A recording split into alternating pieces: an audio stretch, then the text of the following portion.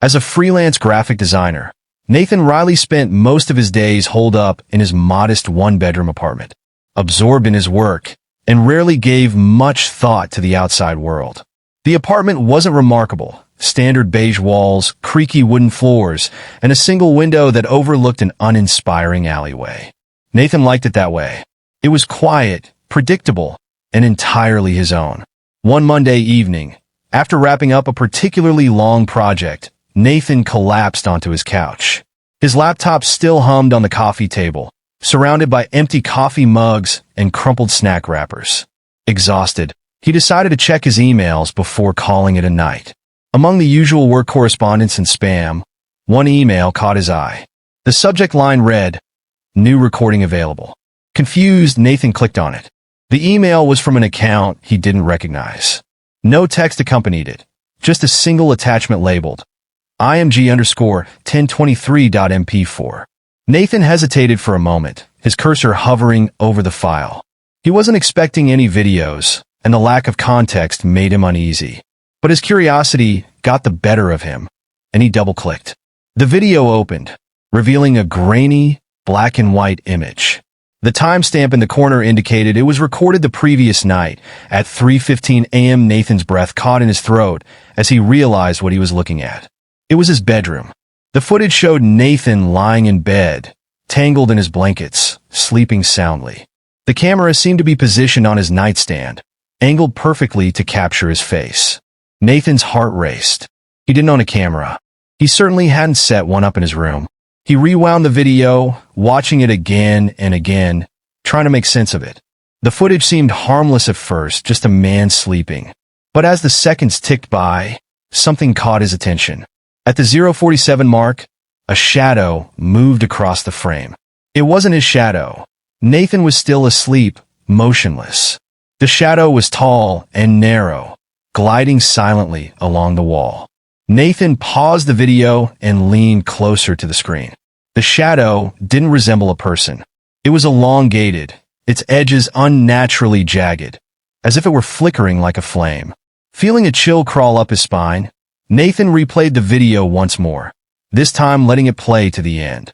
At the 2:16 mark, the shadow moved closer to the bed. Then, the screen abruptly went black. Nathan sat frozen, his mind racing. Was this some kind of prank? Had someone broken into his apartment? And if they had, why hadn't he woken up? Shaking his head, Nathan closed his laptop and checked his apartment thoroughly. He inspected every lock, every window, and every corner. Nothing was out of place. Still unsettled, he convinced himself it was a bizarre fluke, a spam email or a hoax. He deleted the video, shut down his computer, and tried to sleep. But that night, his sleep was restless. He woke up multiple times, feeling as though he were being watched. The next morning, Nathan checked his email again, dreading what he might find. Sure enough, there was another message. New recording available. This time, he hesitated longer before opening it. When he finally did, the video was similar to the first. It was recorded at 3:15 a.m., showing him asleep in his bed. But this time, the shadow appeared earlier. It hovered in the corner of the room, pulsing slightly, as if it were breathing. At 1:45, the shadow stretched toward the bed, its flickering edges growing sharper. By 2:30, it was right beside him. Nathan's sleeping face remained peaceful, unaware of the dark shape looming over him. The video ended abruptly again. Nathan's hands trembled as he closed his laptop. He couldn't deny it any longer. Something was happening in his apartment. Determined to get answers, Nathan purchased a small security camera that afternoon. He set it up in his bedroom, pointing it toward his bed, and connected it to his phone. That night, he stayed awake as long as he could, scrolling through his phone to keep his mind occupied. At some point, exhaustion overtook him, and he fell into a fitful sleep. When he woke the next morning, the first thing he did was check the camera footage. What he saw made his blood run cold.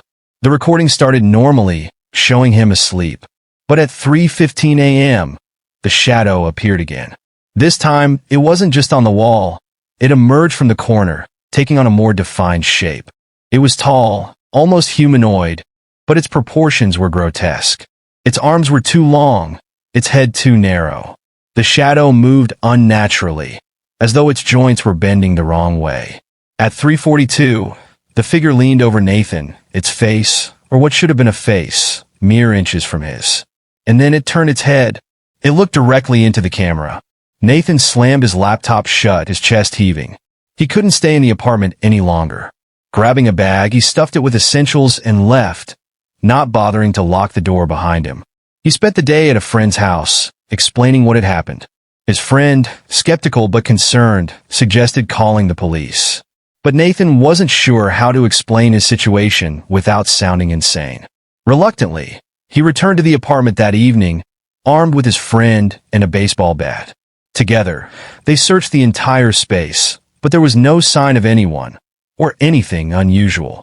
Feeling marginally reassured, Nathan decided to stay one more night. He left the security camera running and placed salt across the doorways, a tip he'd read about in a frantic online search. But that night, the terror escalated. Nathan woke at exactly 3:05 a.m. to the sound of scratching. It was faint at first, but it grew louder, more insistent. He sat up in bed, his heart pounding. The noise was coming from the walls. Before he could react, the air in the room grew icy.